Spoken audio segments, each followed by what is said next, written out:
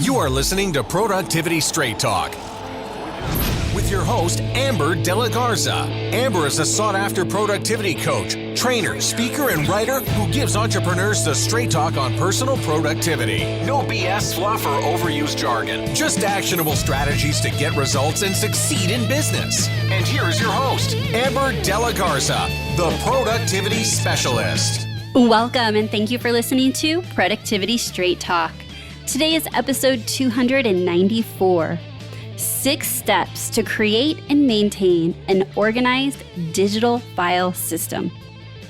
If you're a business owner who wants to learn effective business strategies, improve time management, and elevate productivity to maximize profits, reduce stress, and make time what matters most, then you're in the right place, and I'm so glad you've joined me. Today, we're going to be diving into the topic of creating an organized digital file system so that you can maintain it with ease and optimize the efficiency of you and your team. Now, I have to be honest, as we were looking at what should we write an episode about, I could not believe I haven't had one of these topics in the last 293 episodes. Can you believe I have not spoken yet on Productivity Straight Talk about specifically digital file organization? So that got me really excited about today's episode, and I hope you are too. My goal is whether you see yourself as a super organized person or someone that's like, no way, I hate doing organizational projects and maintaining it. It's not your jam. I know that today's episode will be for you. Again, whether you're seasoned and you have a system, I bet you're going to learn a couple things. And if you have no system at all, you're going to walk away feeling like it's easy to take action after today's episode. Before we dive in, though, I'm not sure if you heard yet, but I have something new for you. My team and I created a quiz, not just any quiz, it's the Next Level Business Owner Quiz. And in this quiz that will just take a few short minutes to take, you will discover what is most holding you back to taking your business to the next level.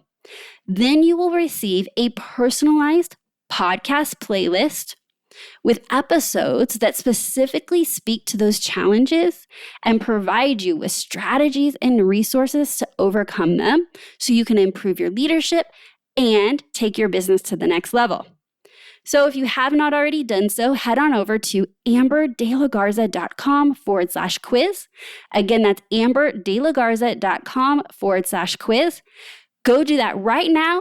I'll wait for you, and you can come back and listen to the rest of this episode. Welcome back. And now let's get to the straight talk. Creating a digital file system is necessary. Some would even say necessary evil.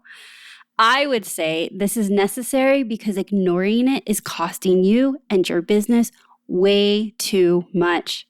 In fact, by not knowing what it's costing you, you may have been telling yourself, it's just not that important, or at least not as important as fill in the blank with everything else, right?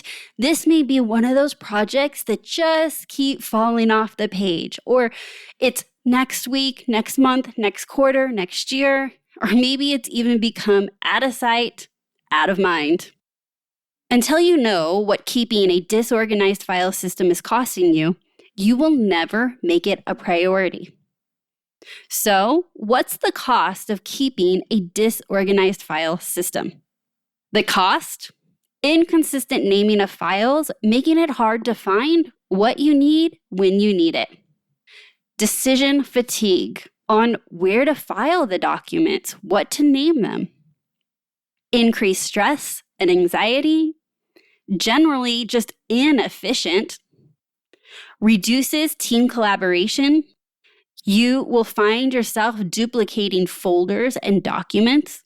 You will have lost documents so that you have to recreate them, or perhaps even a team member, so you're paying somebody to recreate lost documents.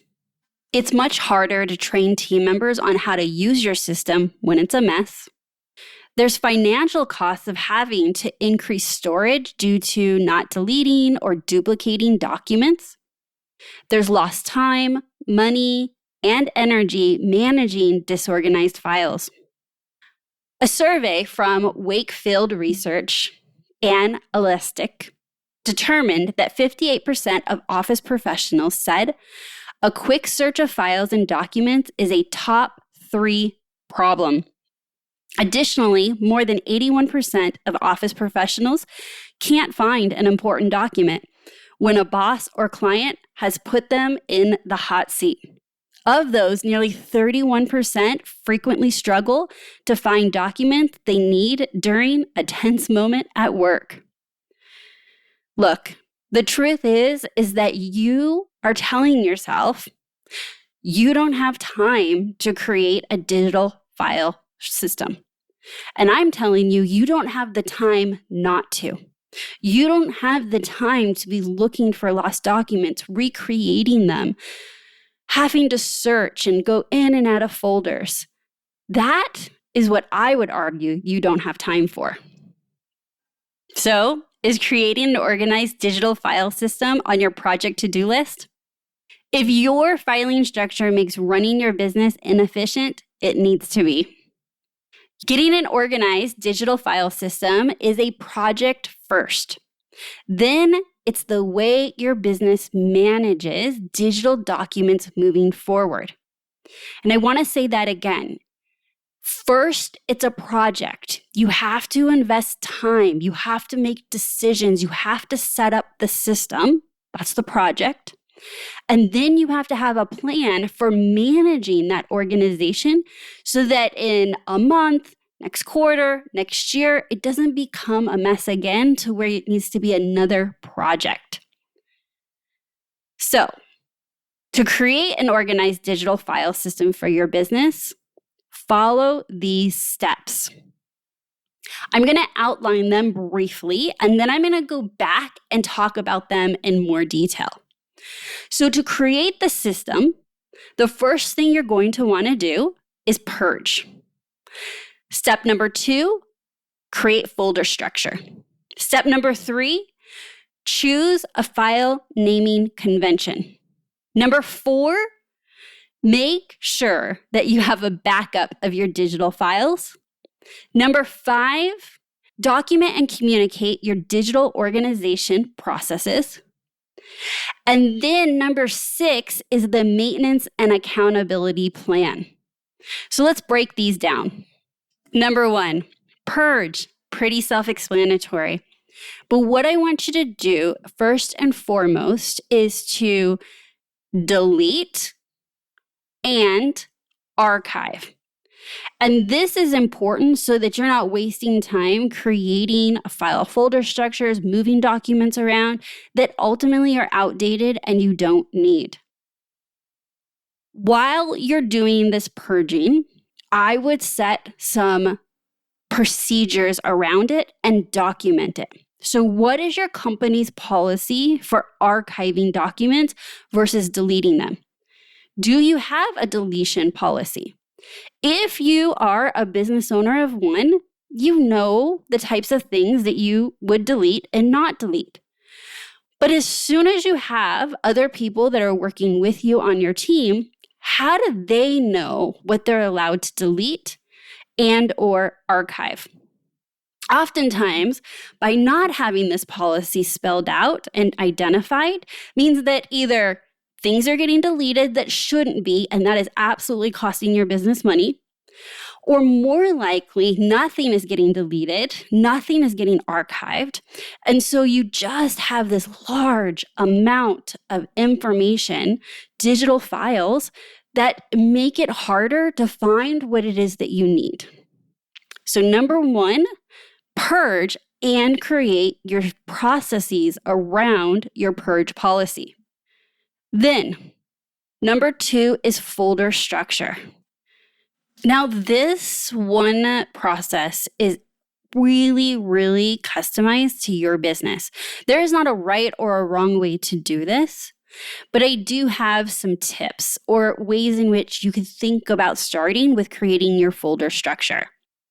One thing I want you to consider before I talked about ways to create folder structure is to keep it as simple as possible. The more folders you have, the more subfolders you have, the more decisions need to be made of where to file documents. And it has to be remembered by you and your team. And so when you try to get yourself too organized by creating too many folders, what I find is that it actually creates more of a mess and it's much harder to maintain.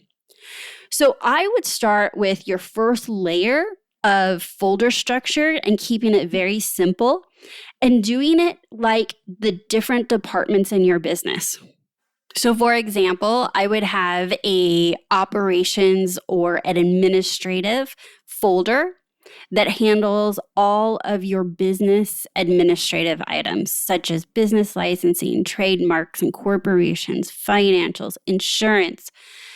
Perhaps it also includes your hiring and HR. And then I would do one for marketing, how you let the world know what it is you do. So what are all your marketing strategies? What are all your marketing assets? Those would be the subfolders under marketing. Next, I would have your client folders or your services or your offerings. Again, the words don't matter. There's no right or wrong. What is it that you use in your business? So for example, for me, I have it called offers. And under the offers folder is every offer that I have ever offered in the last 10 years, whether it's a Conquer Your Emo Masterclass, or it's a group coaching program like Leverage Lab, or it's my one-on-one coaching, and many others from the past. Each have a folder, and in that folder is everything that has to do with that particular offer. Your business may not be like my business. So I want you to think about, how do you serve your clients, or what is the product that you're offering? And that is a department. I recommend you get a blank Google document or even just a scratch piece of paper and write out what you think the top layer folder structures would be.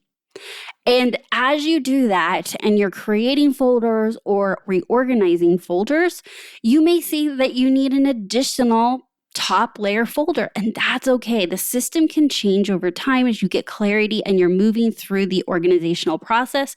But for right now, you're just looking at what is the structure while keeping it incredibly simple and thinking about what would you group together as subfolders under those main folders.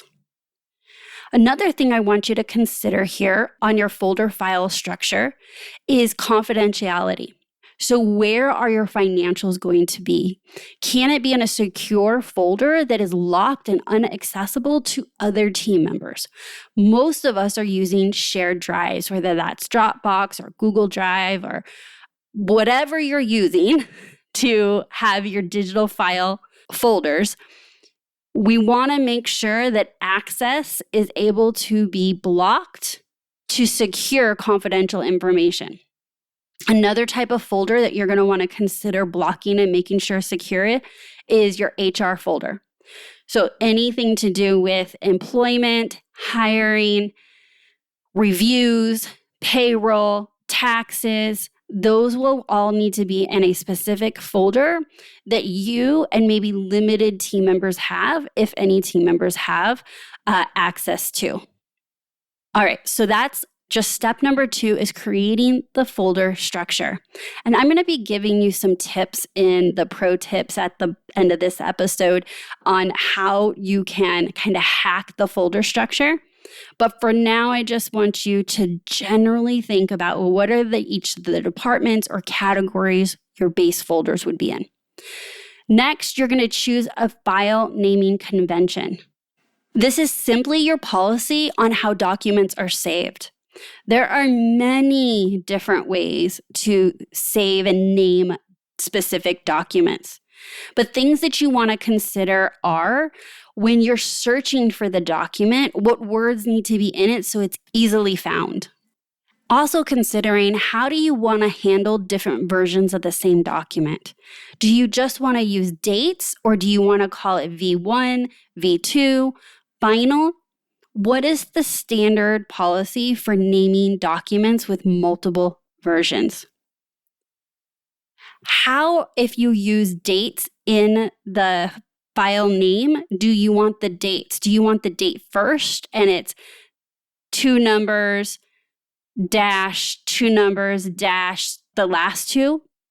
Or is it going to be the date is at the end? There are so many different ways, and it creates a mess and it creates inconsistencies on the documents being organized within the folders when everything is named differently. I recommend you just Google file naming convention ideas and look at the different structures that are out there and decide which one makes the most sense for your business and adopt that as your policy. So moving forward, all documents would be saved in the same manner. I do not recommend going back and renaming every single document in your digital files. That is not a good use of your time. I do not recommend it. This is going to be one of those decisions that as you move forward with your new digital file organizational system, is that it's from that point forward that you're going to use this new naming convention. And then soon enough, either every document's going to be touched and it gets renamed, or you're creating new documents and that's going to use the new naming convention. Number 4, ensure you have your digital files backed up. And I referred to this earlier, but maybe you're going to use Google Drive, maybe you're using Dropbox, maybe you're using OneDrive. There's many others out there. But you really want to make sure that you are backing everything up, which brings me to having a policy in your business that nothing gets saved on personal drives or desktops. As your team grows, and even for yourself, you may have a default of saving things to your desktop.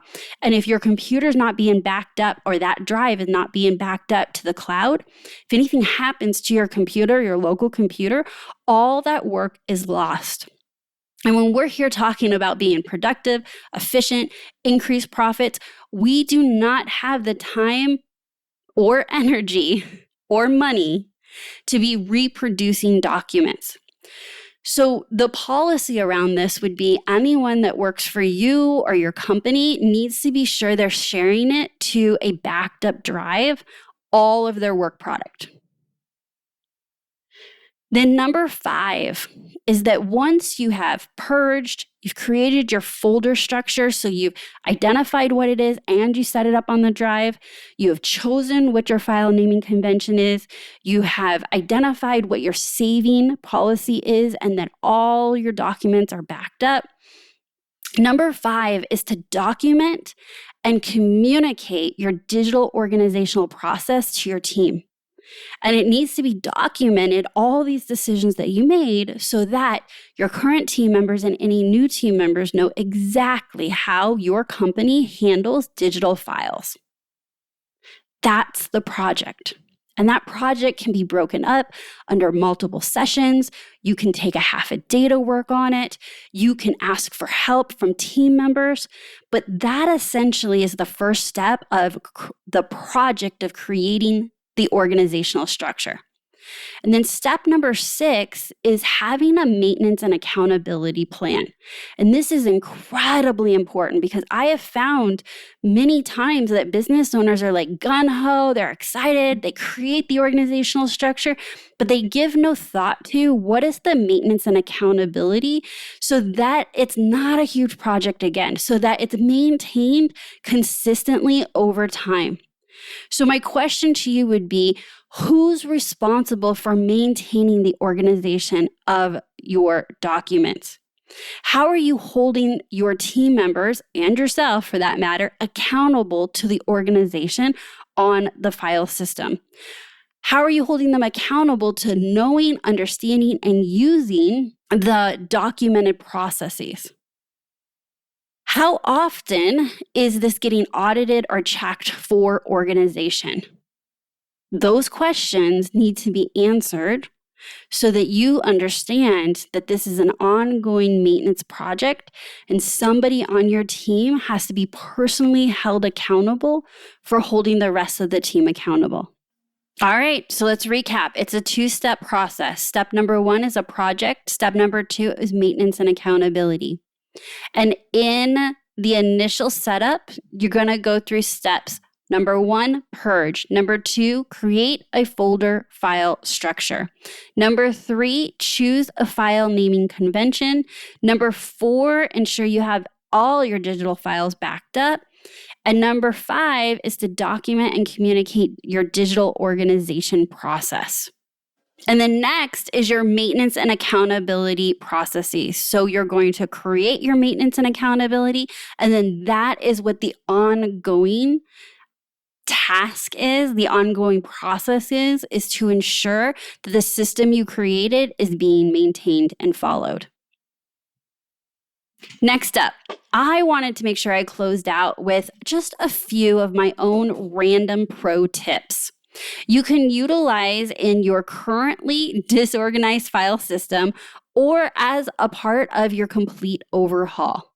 So even if you're like, oh my gosh, I am not ready for a complete new system for my digital files. Okay, that's fine. Listen to these pro tips, implement just a few of them until you're ready, and I know that you're going to get great results. Pro tip number 1 is I call it a WIP, WIP folder, which stands for work in progress. I have a work in progress folder in which if there's anything that I'm creating brand new, so think of a marketing idea or something that doesn't have a folder already. So for example, you guys heard that we created a quiz, right? So before the quiz was filed into marketing, we had the folder created in the WIP folder. And that's because the whole team had different things that they were working on. So whether it was the back end that's setting up the automations, or it was Crystal working on the marketing, or it was me working on the questions, or it was my tech VA that was setting up the actual quiz on the website, the folder sat in work in progress until we considered it finished, and then it got filed under marketing. So that's just a way in which our team uses a work in progress folder. The work in progress folder is the first folder on my drive. So it's labeled 1.WIP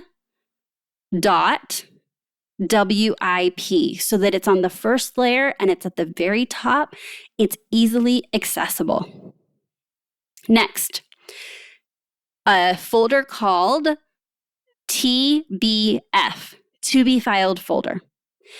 And we use this a lot. So think about all the things that you're saving from on the internet or from various sites, or you come upon a resource, or you download something from your email. All of those are saved in the to be filed folder. And this allows you to move fast while maintaining your file organization. One of the reasons that files get disorganized is because there's a delay in making decisions. A delay meaning as in I'm never making a decision. And so then it just automatically gets saved to some random place on the drive or your desktop. And oftentimes we are moving fast in our days and we're not thinking, okay, how do I name this? Where should it go?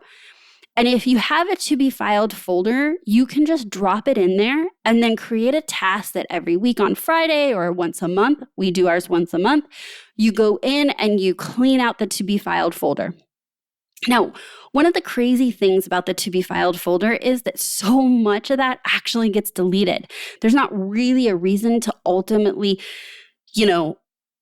have it filed away all the time. So I love that it's like that pre-purge. But when you batch it, then you're like, hey, I'm cleaning out the to be filed folder. I got to rename it using the naming file conventions, and I'm going to put it in the right folder so that it can be accessed from anywhere into the future from anyone on the team. I've also gone a step further, and I have reset the settings in my Google Chrome extension that if I hit download on anything in the internet, it automatically saves it to the to be filed folder. So right now, it probably is defaulted to your personal local drive or maybe even your desktop. But if you go into the Google Chrome settings, you can actually tell it where you want your default documents to be saved. And mine always end up in to be filed folder because of that one settings change. The next pro tip I have for you is to number your folders to force them in the order that you want. So by default, it organizes the folders by alphabetized, and that doesn't always work for me. I like to create the folder structure based on how my brain works and create my own hierarchy. And so we use numbers to force the folders into the order that makes sense to our business. Next pro tip, create template folders. This is a game changer. So I'm going to give you a few examples. One example is that we have a master folder that is like the main folder would be like the year, right? But you can rename it. You can rename it 2023, 2024. And then underneath that folder is all the months. So it'd go like 01 January, 02 February, 03 March. And we use that to set up folders that need to have a folder for each month, each year. And all we do is copy and paste and rename it for that year. I use that a lot under the financials because I organize, my P&L and reports and payroll and things like that by month, by year and then by month. And so I have that templated folder that is set up once that I can copy and paste, and it's set up the same every time. But let me give you another example of a template folder that will be game changing. What if you had a template folder for your client work? So for us, we have a templated folder for each of my coaching clients. And it is in the client folder and it is forced. It says number 1, new client folder _ template. And so every time I have a new client, we take that folder, we copy it, and then rename it. And under that is subfolders, and it's set up number 1, client agreement. Number 2, assessments. Number 3, client provided documents. Number 4, client notes. And when I'm saying number, I mean I actually named the folders with numbers at the beginning so that it's in that order, right? The very first thing we do with clients is get an agreement. The next thing we do with private coaching clients is do assessments. The next thing that we do is we may have them send us documents like their organizational chart or their goals or their financials. So that gets its own folder. And then folder number 4 is client notes. So that's the ongoing notes as I'm working with clients. That doesn't need to be typed up every time. It doesn't need to be created. And if you're working with a templated folder, you're guaranteed to have that same folder structure set up every single time you have a new client. So not only is it time saving, but it creates more accuracy and consistency with your folder structure. Another common place we use templated folders is for podcast episodes. So we have a templated folder for solo episodes and then a templated folder for interview episodes. And in that is set up our process. Now we're in our production folder. And under the production folder, every episode gets its own subfolder. At the top of the production folder, it says 00 _ template show folder. And so that one, when I open it up, under it are subfolders. And the first one is recording. Number 2, edited audio. Number 3, master audio. Number 4, images and wave audio, which are all the images we use for marketing. And then if it's an interview, folder number 5 is about the guest. So this would be their images, their bios, links, anything that we need to save about the guest. Every single time. So we're at episode 294. Every single time that we have created a new episode, we copy and paste, and we do not need to set up all the subfolders.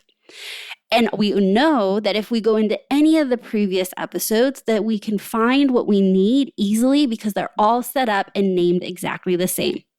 Highly recommend setting up a few key template folders for folders that you use all the time in your business.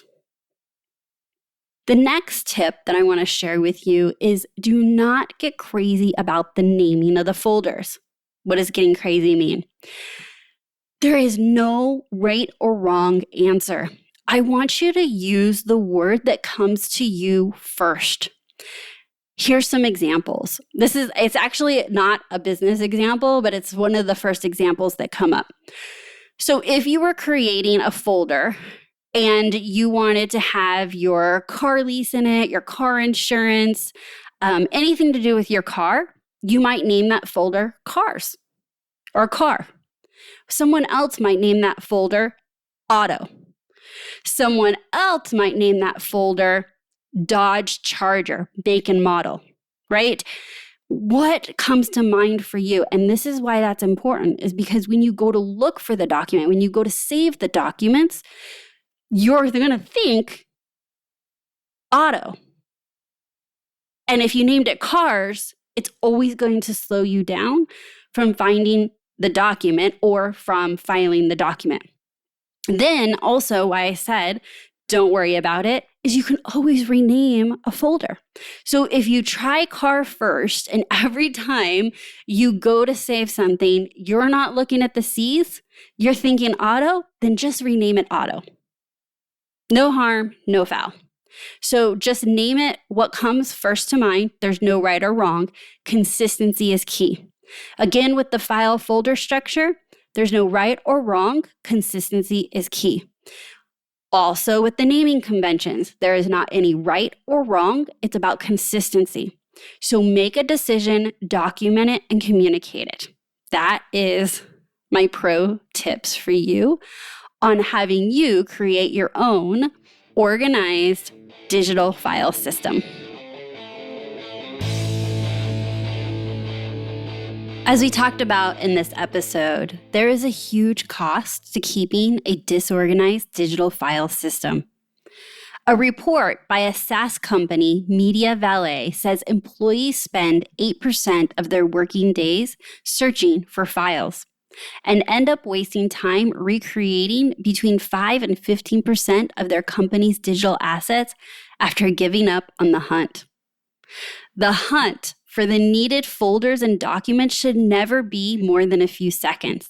And it doesn't have to be if you just take the time to complete the project of creating an organized digital file system, then teaching it to your team, and choose to continue and maintain it.